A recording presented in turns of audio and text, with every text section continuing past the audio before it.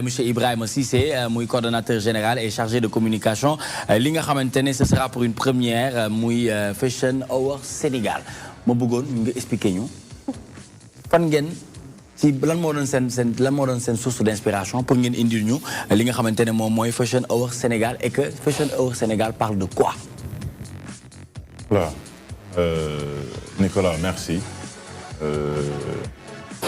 Je remercier seen audimat bi yëpp alors tey lu ñu fi andi mooy maam buñ ko bëggee tënk ci wolof maam dañ naan sargal dañ naan jox cër delloo njukkal déjà ñi nga xamante ni dans le milieu de la mode bu ñuy wax mode au Sénégal tey ñoom ñoo tax c'est-à-dire les pionniers bu feccub liir neexee nday jee jàpp ci mbagg yi te nday yi mooy ñi nga xamante ni ñoo fi nekkoon donc le premier réflexe c'est de leur rendre hommage à travers des trophées yu ñu leen bëgg a jox si bés boobu noonu alors préalable le préalable c'est-à-dire li nga xamante ni moom moo andi loolu tey may nekk yàggul dara le 7 janvier bi ni passé donc dañuy defoon benn défilé de mode bu nga xamante ni bon qui était quand même assez du mën a ethnique mais beaucoup plus orienté sur le prêt-à-porter li nga xamante ni moom la Sénégalais yi di defar mu nekk des tenues portables du lundi au vendredi. Consommons local. Voilà. Made in Sénégal. Ah, c'était un peu un clin d'œil par rapport à ça. Et peut-être inviter les gens à ce que nous nous orienter sur ça parce que la majeure partie daañu bëgg mais duñu xam sax kan mooy defar la. Alors si biir série bi ñuy defee défilé boobu noonu donc on avait dañ doon joxe des consécrations dañ doon jox à je peux en citer ay Thiané Diagne ay Angélique Diédhiou ay voilà Collé Ardosso ay vieux El Hadj Kébé donc vraiment c'est des gens yi nga xamante ni tey bu yëf bi tolloo fii ñoom ñoo xàll yoon bu baax bi àll ba lëndëmee ñoom ñoo xuus man nag je suis quelque part pas une voix autorisée pour parler de mode mais derrière je travaille avec une équipe vraiment bu nga xamante ni c'est des professionnels de la mode loolu noonu moo initié moo andi tey jii nii ñu toog def une réflexion sur le paysage de la mode au Sénégal lan moo fi am ak lan moo fi amul lan moo tax on ne peut pas tey ni ngay gisee ñu jox benn trophée à un artiste parce que peut-être moo gën a feeñ ci at bi ci ay naataangoom mais lan moo tax ñi nga xamante ni ñoom ñooy solal Sénégalais yi matin midi soir ku am sa xew wala dem télé mais tu vas voir quelqu'un mu solal la ainsi de suite lan moo tax ñooñu en dehors de diw moomu solal kenn mënu leen au devant l'assemblée jox leen seen cër jox leen seen wàccuwaay. mais est-ce que njëkkul ñu leen jox seen cër ci ñuy defar rek ñu fay leen. léegi tey xam nga loolu c'est un service. C'est un service mais bokkul tey. Parce que mënoon nga ko bañ a fay mënoon nga dem jënd benn yére tey si marché bi ñëw sol après def li nga war a def. mais tey le fait que nga ñëw ne ma mais Ibrahima Cissé dama bëgg benn yére bu am vert du nangam ak sangam ça c'est de la customisation. te doo dem ba ci Versace mu la koy defaral parce que c'est pas ici c'est pas la porte d'à côté. mais ki nekk sa wet nga wóolu ko muy defar lu rafet nga ñëw jox ko sa bopp pour mu defaral la lu nga xamante ni yow boo génnee dina la doy. satisfaction la ñuy jënd. d'accord léegi ñoom dinañ am question bu ñu la mën a poser. mais Adjara baal ma wala Fatima mais dama bëggoon nga wax ma lan nga jàpp ne moom ngeen di indi mu nekk une touche nouvelle par rapport ak li nga xamante ne dina fi jot a jaar yëpp parce que gis nañ fi lu ne loo xamante ne jot na fi jaar ay sargal ay delloo njukkal ay xam nga et cetera mais yéen lan ngeen jàpp ne ci première édition bi Fashion Hour Sénégal moom ngeen di def mu nekk une touche nouvelle. écoute déjà dans le ci biir contenu événement bi rek c'est spécialement mode c'est amul leneen keneen ku ñuy jox benn trophée Kudul Kunga Khamansini, tu évolues dans la mode. Donc, en dehors des pionniers, il y a les acteurs en activité. Kunga Khamansini, c'est une ligue, moi, l'un des mailles trophées.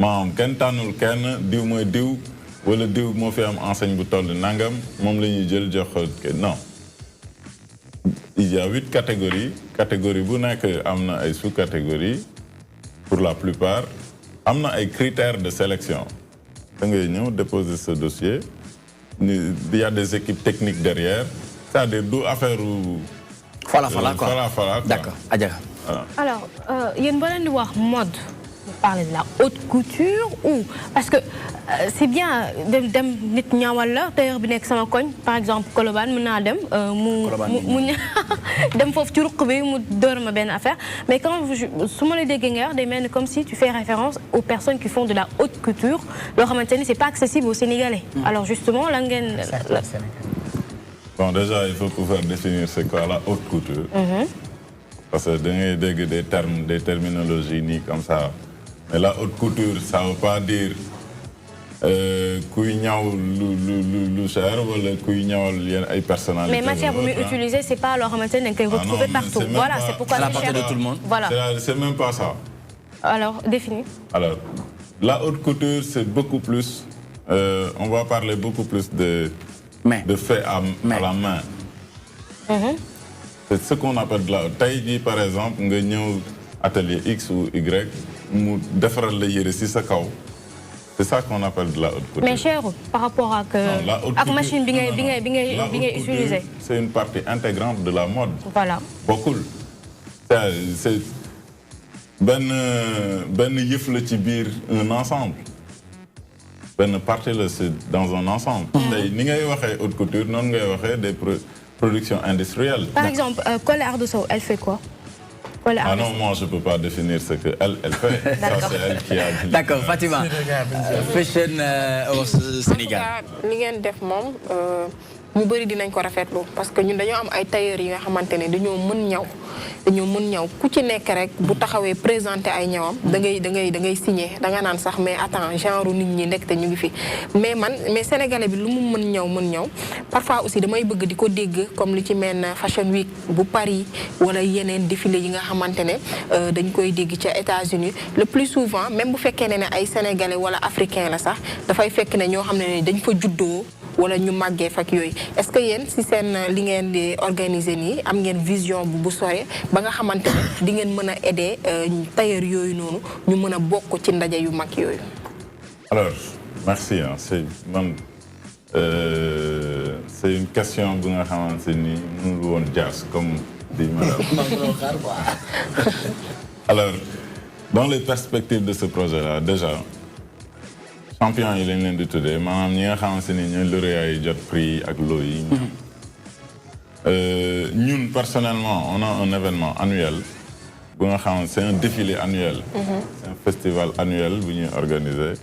Déjà pour cette première édition des Fashion Awards Sénégal ñi ciy génn comme des champions direct ils sont qualifiés d'office pour défiler si kii boobu noonu. Éventuellement, une perspective, je vais parler de deux seuls, deux autres du moins. L'autre perspective, c'est de les insérer sur le plan international, parce que quand même, on a pas mal de connexions à l'international. On va essayer. Je ne vais pas dire que nous avons créé link, mais nous, c'est de notre responsabilité par rapport à ce projet-là, nous devons sur le plan international, proposer sur des plateaux internationaux. D'accord. L'autre chose, la dernière, moi, c'est que nous avons parce que nous avons toujours styliste. C'est quoi un styliste?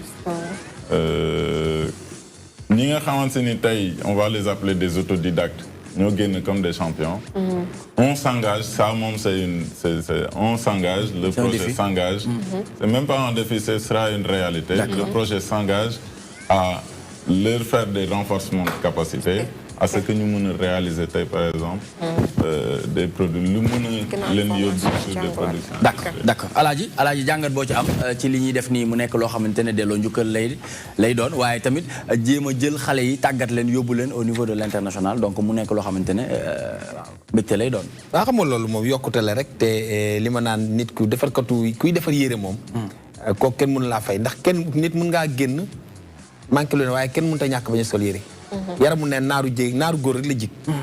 fas rek moo lay romb du sol tubéy du sol mbubu du sol daal nga naan fas wee rafet. ay kenn ku génn te soloo ko rek bootul say mbokk dab la lëkkaay la. kon dañ leen di ñaanal rek ñu yokku. te nag ñu xam ni suñu réew am nañ fi yoo xam ni wax dëgg yàlla xale yoo xam ne am nañu jom. parce que jom rek mooy la am solo te xale am nañ jom. na leen jàppale ñu liggéey. da leen di encouragé bu baax a baax. jaajëf Ibrahima sant nañ la gërëm nañ la. mais man maa leen di sant di leen gërëm. on se donne rendez-vous ci yeneen i jotaay. parce que comme ñëwagul. Oui, mais il faut peut-être rappeler. Très rapidement, s'il te plaît. Les deadlines pour déposer les dossiers, c'est le 15 juillet 2017. On espère peut-être revenir. Inch'Allah, ça se fera, Inch'Allah. Donc on avait juste les gens à ce que peut-être nous ces informations. On peut donner les numéros. C'est le 77 419 05 18. Ou le 77 519 41 36. Ou alors, ils peuvent nous écrire à l'adresse email fumodac@gmail.com. D'accord. Fumodac. Très bien. Merci beaucoup, Ibrahima Cissé, coordonnateur général chargé de communication pour la première édition Fashion Awards Sénégal. Donc, nous avons organisé le 7 octobre au Grand Théâtre de Dakar. Donc, nous avons intéressé à vous, nous avons intéressé à vous, numéro de téléphone.